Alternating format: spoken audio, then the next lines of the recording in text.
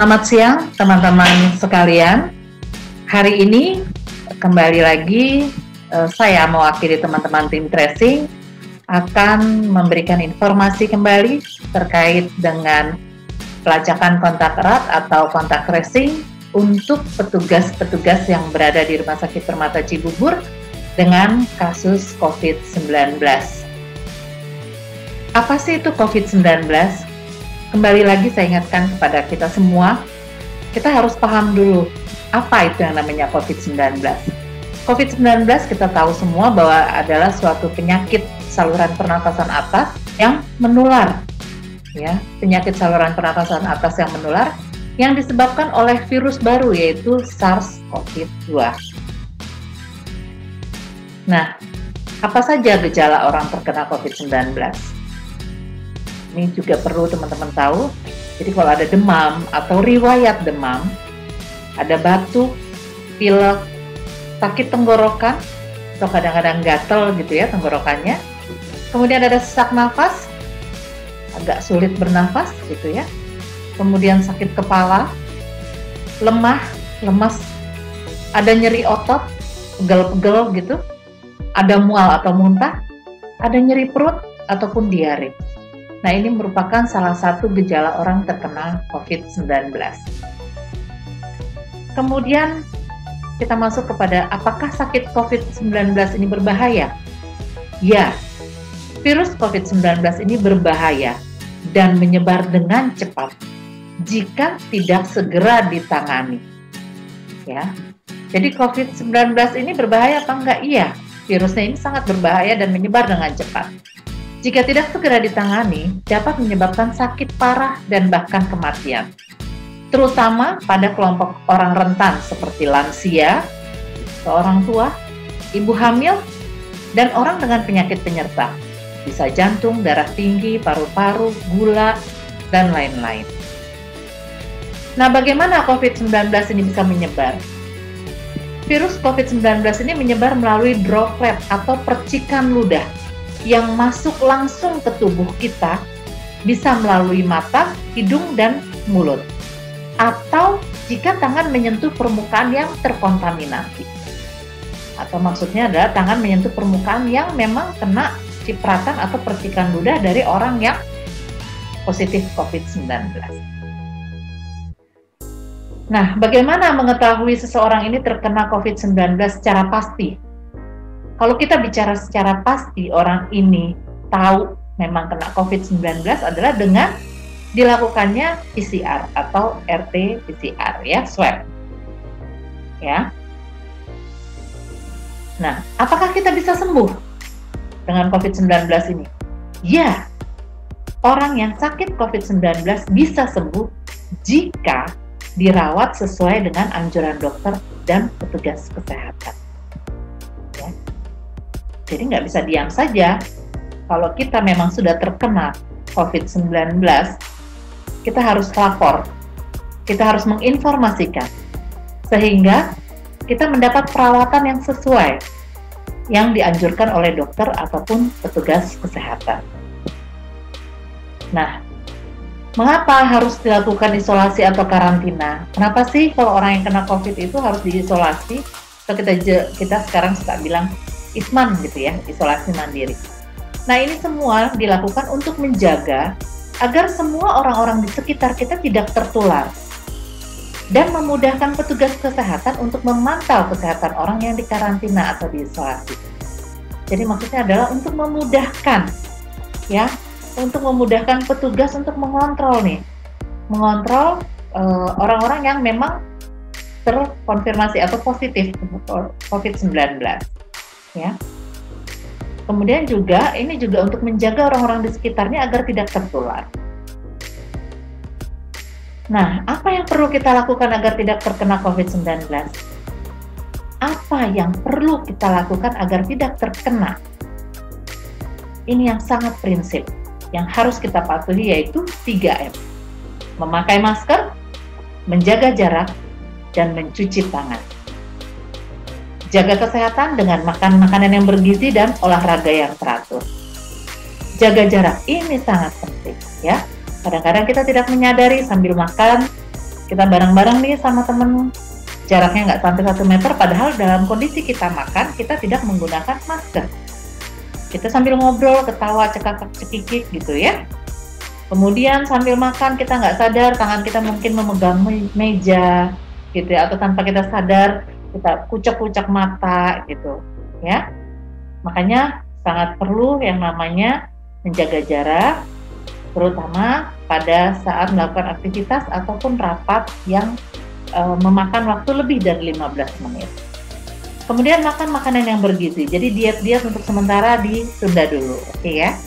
Olahraga yang teratur. Olahraga yang teratur paling mudah adalah jalan. Ya, jalan kaki. Jalan intinya sih bergerak ya. Yang paling sangat mudah. Sekarang banyaklah aktivitasnya ya. Boleh sepedaan gitu ya. Oke. Kemudian kita masuk ke dalam tracing ini sendiri.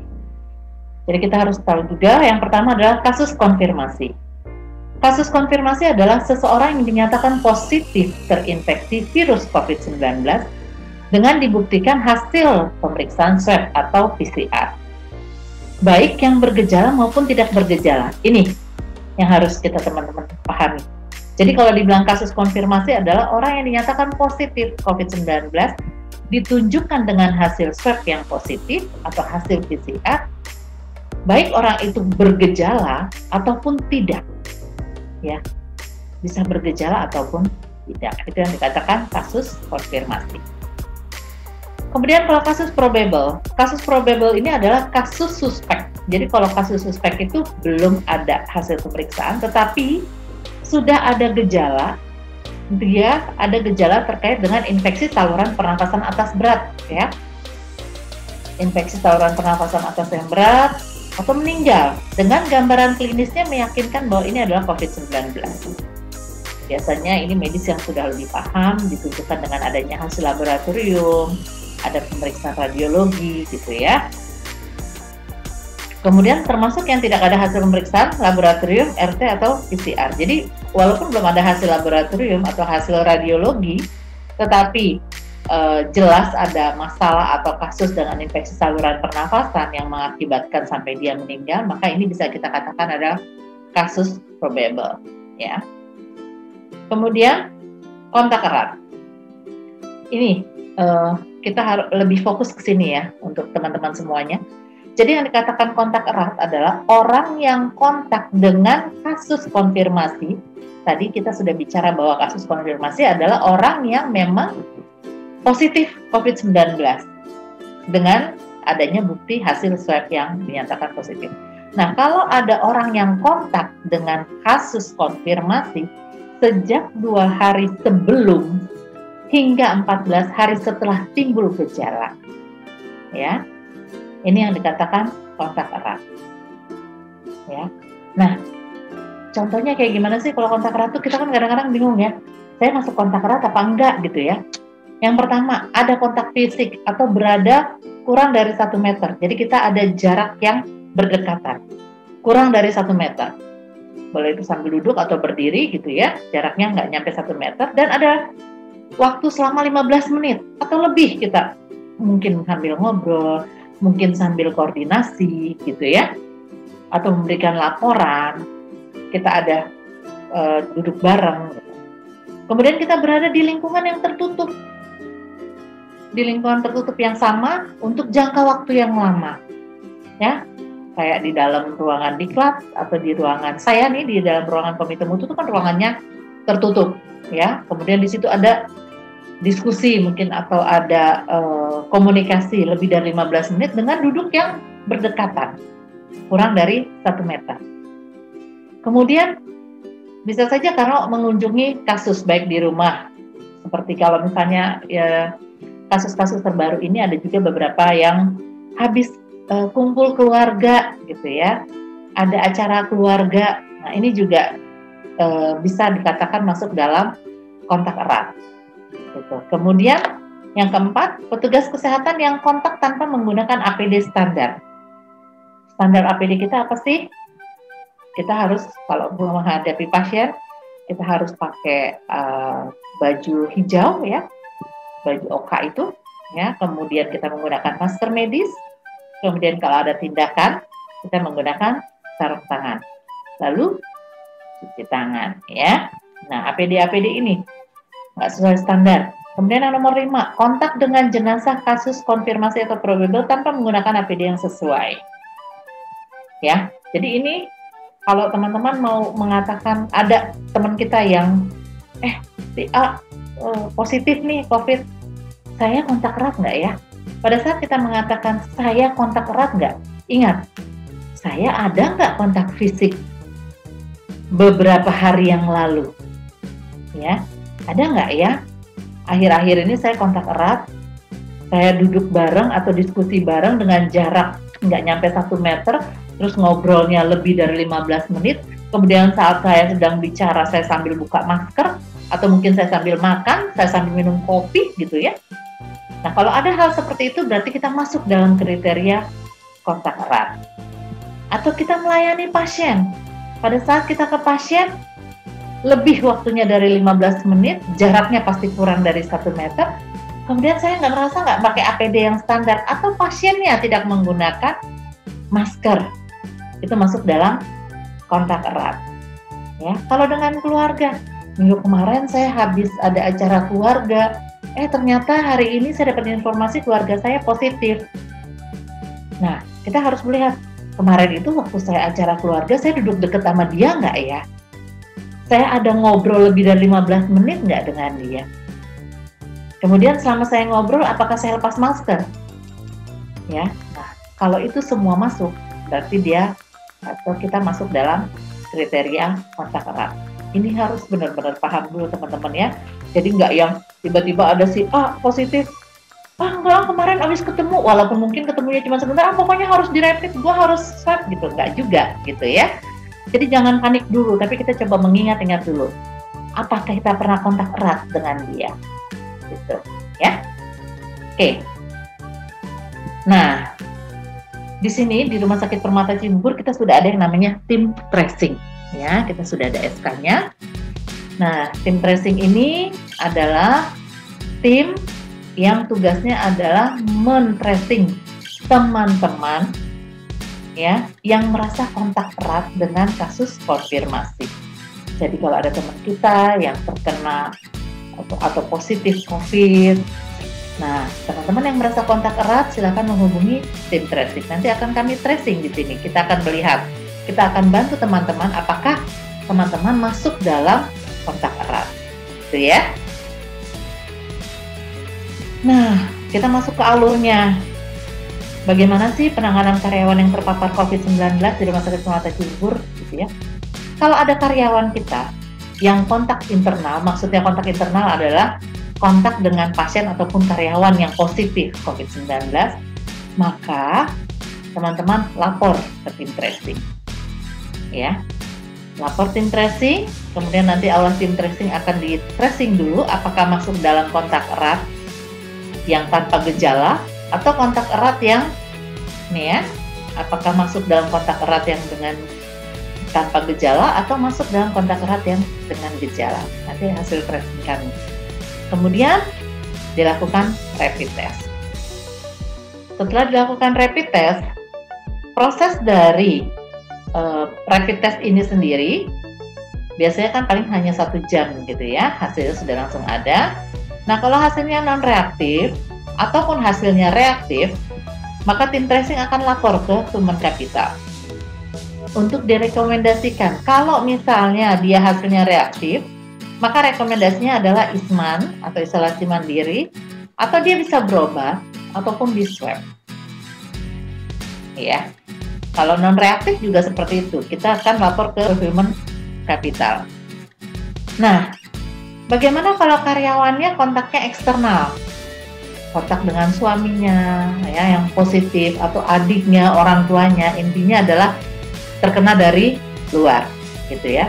Nah, ini teman-teman melampirkan bukti bahwa adiknya atau ibunya atau kakaknya atau suaminya memang ada bukti bahwa positif COVID-19. Berarti itu memang jelas ada kasus konfirmasi ya.